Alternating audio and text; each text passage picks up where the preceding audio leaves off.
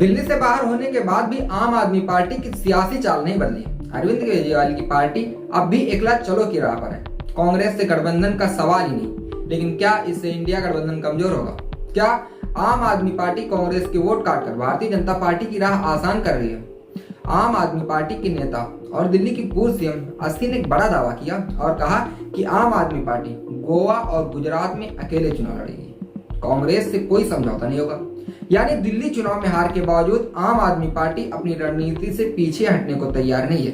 दिल्ली में 11 साल तक आम आदमी पार्टी सत्ता में रही और इस वक्त पंजाब में सरकार में, गुजरात और गोवा में धीरे धीरे अपनी पकड़ मजबूत बना रही है। दिल्ली में हार के बाद पार्टी नई जमीन तलाश रही है। लेकिन सवाल यह है कि क्या यह फैसला इंडिया गठबंधन के लिए एक बड़ा झटका साबित होगा? क्योंकि पहले भी गुजरात और गोवा में आम आदमी पार्टी ने कांग्रेस खेल बिगाड़ा है और उसी तरह कांग्रेस ने दिल्ली में आम आदमी पार्टी का खेल बिगाड़ दिया। अगर हम 2022 की विधानसभा के चुनाव के आंकड़े देखें तो गुजरात विधानसभा चुनाव 2022 में 5 सीटें आम आदमी पार्टी को मिली, 17 सीटें कांग्रेस को मिली और भारतीय जनता पार्टी को 56 सीटें मिली। अब जरा गोवा का भी हाल देखिए। गोवा विधानसभा का चुनाव 2022 में 2 सीटें आम आदमी पार्टी को मिली, जिसकी 6.77% वोट शेयर था और 12 सीटें कांग्रेस को मिली। वहीं 20 सीटें भारतीय जनता पार्टी की आई थी। इन नतीजों से साफ है अगर कांग्रेस और आम आदमी पार्टी एक साथ होते तो शायद भारतीय जनता पार्टी को इतनी बड़ी जीत नहीं मिलती। लेकिन आम आदमी पार्टी के अकेले लड़ने के फैसले से कांग्रेस को नुकसान और भारतीय जनता पार्टी को फायदा हुआ है। अब सवाल है कि आम आदमी पार्टी अकेले चुनाव क्यों लड़ना चाहती है?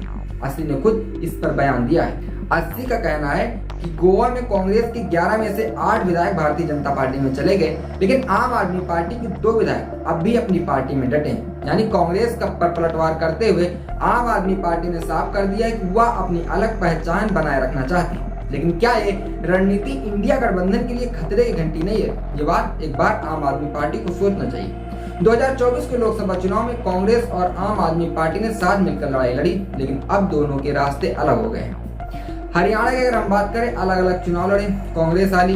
अगर हम दिल्ली की बात करें, यहाँ पर भी अलग अलग चुनाव लड़े, आम आदमी पार्टी हारी। गुजरात, गोवा में भी अलग अलग चुनाव लड़े और दोनों पार्टियां हारी। यानी कांग्रेस और आम आदमी पार्टी की जंग भारतीय जनता पार्टी के लिए संजीवनी बनती जा रही है। अगर 2027 की विधानसभा चुनाव में आम आदमी पार्टी और कांग्रेस अलग अलग लड़ती है तो बीजेपी को फिर से फायदा होगा।